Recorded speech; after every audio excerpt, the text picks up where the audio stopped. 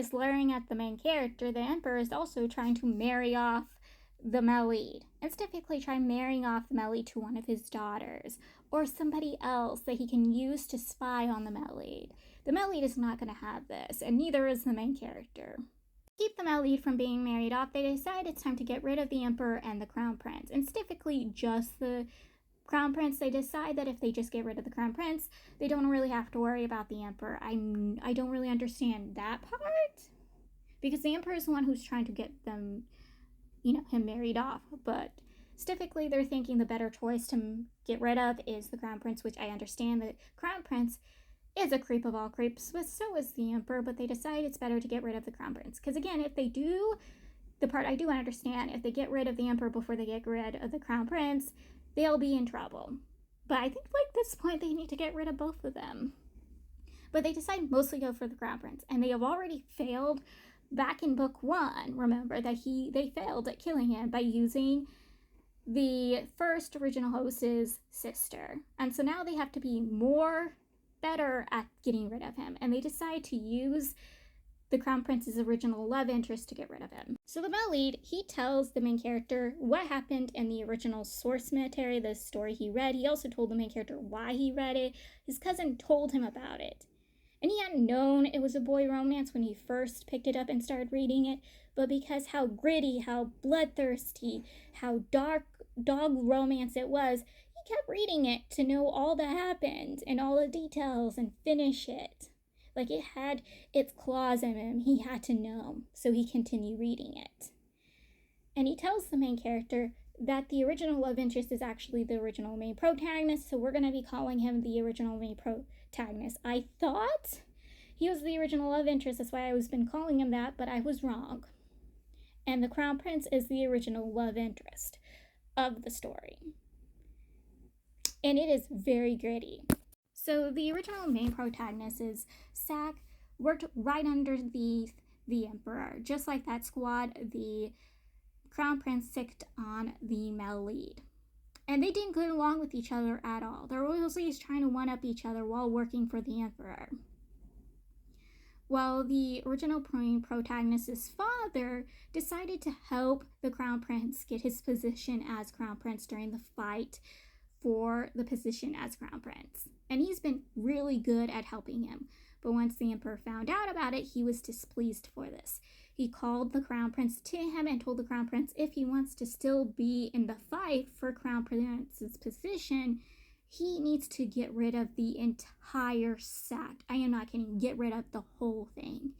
And he was a little doubting about this. Like, he was going to do it, but at the same time, he started doubting himself and was like, maybe I shouldn't kill my childhood friend's entire sack. I shouldn't kill the sack that's been helping me in my position. But sadly, the squad that was, always fighting the sack, always trying to be the Emperor's number one underneath people, decided to do it themselves and got rid of the entire sack. And because the Crown Prince knew about it, he could go to his childhood friend, get his childhood friend out of it before his entire sack was annihilated, and he was annihilated with them. This is the moment the childhood friend, the original main protagonist, became super loyal to the Crown Prince. It's because the Crown Prince stopped him from being annihilated with the rest of his sack under the orders of the Emperor. Yeah, I am not kidding. So the Crown Prince, he almost lost his rights to fight for the position as Crown Prince after this whole mess.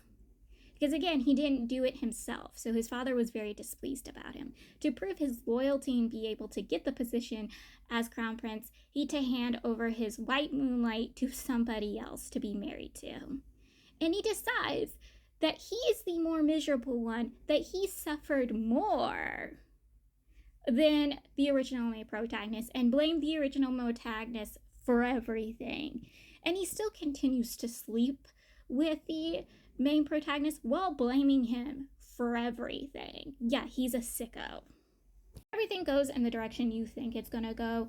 He finds out the truth from the only other survivor of his sack. He runs away. The Crown Prince chases after him. This is right before the Crown Prince becomes Emperor. He gets hold of him, drags him back, imprisons him. The original protagonist, confronts him, tries attacking him, tries taking him down, getting rid of him. He does the whole ripping off his clothes and being like, at first, before you kill me, just give me what I want. I love you. You are always mine. And, the original protagonist forgives him and they get married and he becomes the first empress. And I'm like, no, you don't do that. He doesn't deserve you. He got rid of your entire sack. Like, he's the reason why your sack is no more. Why are you forgiving him? Like, don't do that. Like, even if you don't get rid of him, you should far away as possible from him. Like, dude, are you okay? Like, I can get you the therapy you need. But at the same time, I don't know why the main character and Melly continue to think he's a good option for their plans, because again, he's already proven beforehand that given the chance to stop the Crown Prince, he won't actually stop the Crown Prince. They decide they're still going to use the original protagonist, even though they know how he acts in the original storyline. They get hold of the survivor. They tell the survivor to tell the different events of the story. Instead of the emperor ordering the Crown Prince to do this thing and him failing to do this thing and then sicking the squad on the sack, they tell him to tell the original protagonist, the Crown Prince, all the way through that the emperor was not involved. The Crown Prince ordered the squad to attack the sack, and that is the reason why the prince knew to come and rescue the original protagonist.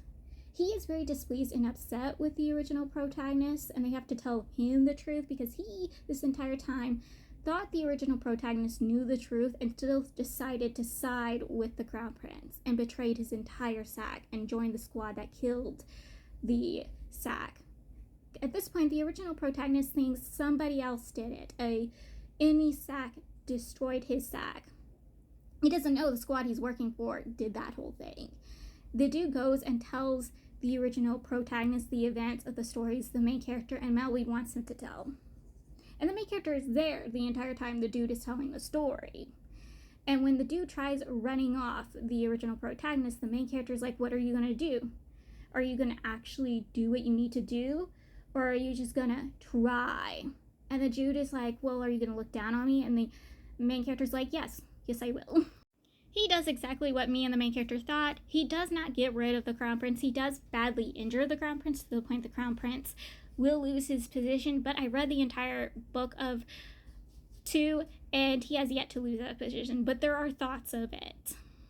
And now the Crown Prince is very furious with him and wants to hunt him down and find him. He did go see the main character, both the Crown Prince and the original protagonist for medicine, and the Crown Prince to wanting to know where the original protagonist is.